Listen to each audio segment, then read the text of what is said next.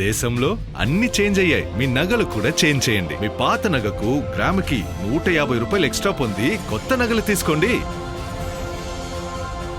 అదే తక్కువ తరుగుకు మీ లలితలో మాత్రమే. శ్రీకాకుళం జిల్లా పొందూరు మండలం కింతలి గ్రామంలో రైతులకు పట్టాదారు పాస్ పుస్తకాలు పంపిణీ చేశారు. ఆమదాల వలస ఎమ్మెల్యే కూన రవికుమార్ చేతుల మీదుగా రైతులకు శాశ్వత భూ హక్కు పత్రాలను అందజేశారు. అవకతవకలు వీల్లేకుండా రాజముద్రతో రైతు ఫోటోతో భూముల వివరాలను ముద్రించి పట్టాదారు పాస్ పుస్తకాలు పంపిణీ చేస్తున్నామని కూన రవికుమార్ తెలిపారు.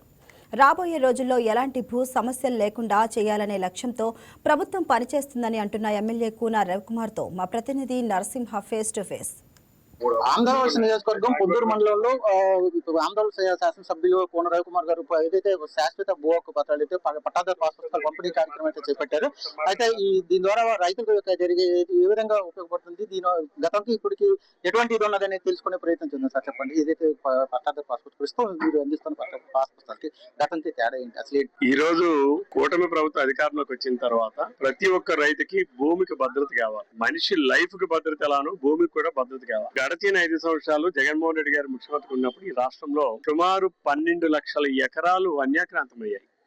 అంటే ఒకరి భూముల్ని ఒకరు ఆక్రమణ చేయడం, దురాక్రమణ చేయడం, రికార్డ్స్ ని మార్చడం, లేదు జరాయితీ భూమినేమో ప్రభుత్వ భూమిగా మార్చడం, ప్రభుత్వ భూమిని జరాయితీ భూమిగా మార్చడం, ఈ రకంగా 12.5 లక్షల ఎకరాలు జగన్మోహన్ రెడ్డి గారు ముఖ్యమంత్రిగా ఉన్నప్పుడు ఈ రకమైనటువంటి చేశారు. ఇటువంటి అరాచకాలకి ఈ రాష్ట్రంలో ఫుల్ స్టాప్ పెట్టాలి. ఇలాంటి దురాక్రమణకు ఫుల్ స్టాప్ పెట్టాలి. రైతుకి భూమితో ఉన్నటువంటి అనుబంధం భార్య బిడ్డలతో ఉన్నట్టు ఎంత అనుబంధం ఉంటుందో ప్రతి ఒక్క రైతుకి భూమితో అంత అనుబంధం ఉంటుంది.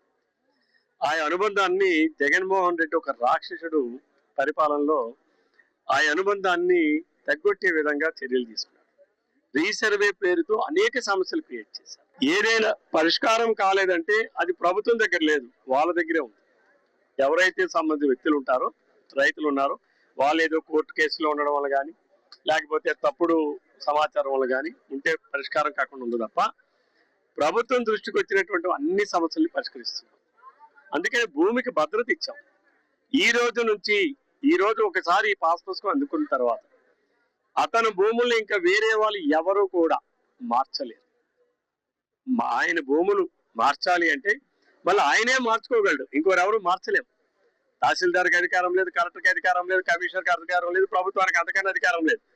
ఇప్పుడు హక్కులతో పాటుగా అధికారాన్ని కూడా ఎవరికి ఇచ్చాం? రైతు. అంటే ఇది గొప్ప మార్పు. ఇది మేము ఆదరాబాదరగా చేయడం లేదు. 6 నెలల పాటు 3 సార్లు రైతులకు నోటీస్ చేస్తున్నాం. ఒకవేళ ఆ రైతు ఆ రోజు రాకపోతే మళ్ళీ రెండోసారి కూడా పిలుస్తాం, రెండోసారి కూడా రాకపోతే మూడోసారి పిలుస్తాం. 3 సార్లు కూడా రైతుకు పిలిచి రైతు తాలూకా అంగీకారం తీసుకుని రీసర్వే పూర్తయిన తర్వాత ప్రతి ఒక్క భూముల వివరాలు కూడా రైతుకి ఇచ్చి ఇది సరిపోయిందా, మీ భూములన్నీ మీకు రికార్డు ఉన్నాయా లేదా అనేది కన్ఫర్మ్ చేసుకున్న తర్వాత రైతుతో నిర్ధారణ అయిన తర్వాత అప్పుడు పాస్ పుస్తకాలు ప్రింట్ చేసి ఇస్తున్నాం.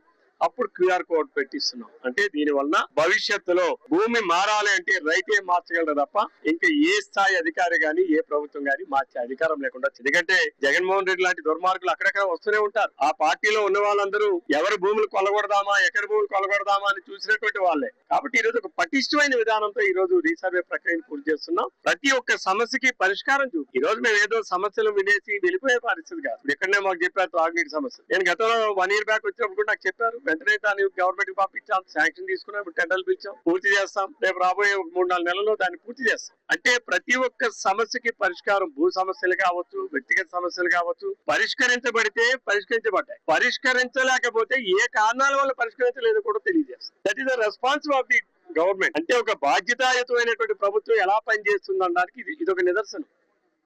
ఏ కారణం వల్ల నీ సమస్య పరిష్కారం కాలేదో వారికి తెలియజేస్తుంది.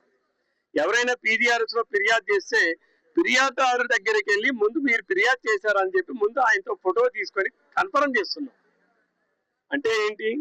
ఫిర్యాదుదారుడికి ఇచ్చినంత విలువ మా యంత్రాంగానికి కూడా మేము ఇవ్వడంలా.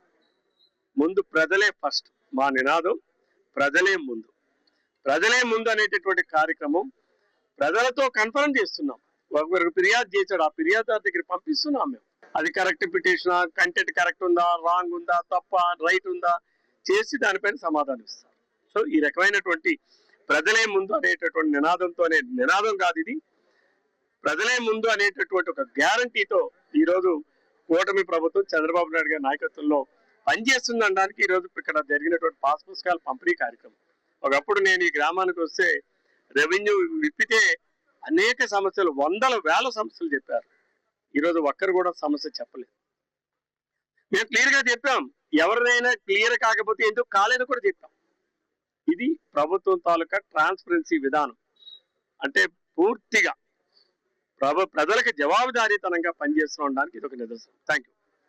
అదే చూసుకోవచ్చు, ఏదైతే ఎటువంటి ఇది లేకుండా శాశ్వత హక్కులు పొంది శాశ్వతంగా ఎటువంటి అవాంతరాలు లేకుండా దీని ద్వారా శాశ్వత భూ హక్కులు అయితే పొందడానికి లభిస్తుందని తెలియజేస్తున్న పరిస్థితి ఉంది. కెమెరా పర్సన్ మురళితో నరసింహ, వైకే టీవీ, శ్రీకాకుళం.